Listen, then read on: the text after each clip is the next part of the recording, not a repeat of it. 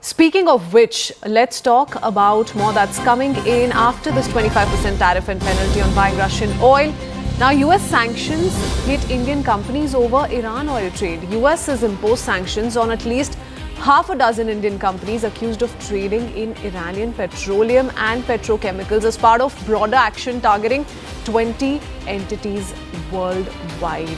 This is the kind of subsequent action that US is taking and how it continues to dent some of the Indian companies over the Iran oil trade as well. Going across to Siddhant Mishra for a quick comment. Siddhant, part of the story is the 25% tariff. The other part is the kind of penalty that US has imposed. Now, we're talking about trade with Russia in terms of energy, also military equipment. But do give us a sense of what we make of these sanctions that have been imposed on half a dozen Indian companies accused of trading in Iranian petroleum and petrochemicals.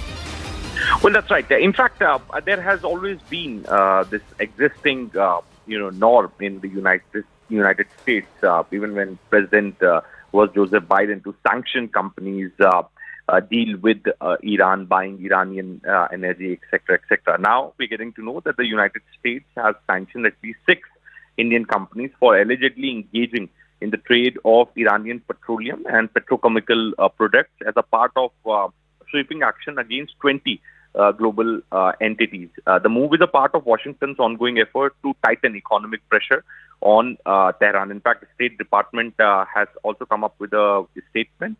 It says that the companies with a significant transactions involving the purchase and marketing of Iranian petroleum products, action deemed to be in violation of U.S. sanctions on Iran.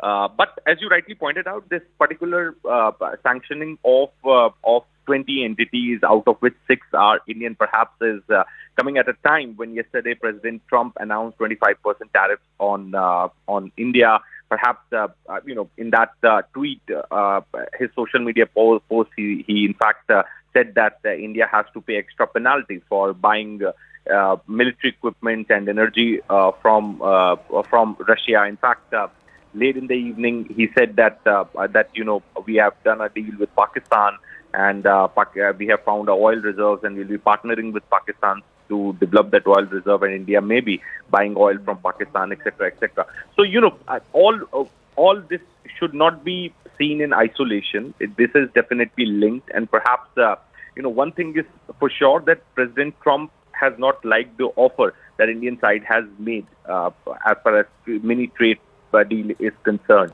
So, he is irritated, he is frustrated because India is not ready to open up the markets, the agriculture, dairy products, etc.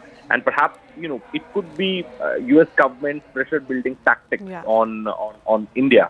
As they are irritated and they're frustrated that, what Japan did for them or what other countries have done for them, India has not agreed to do that.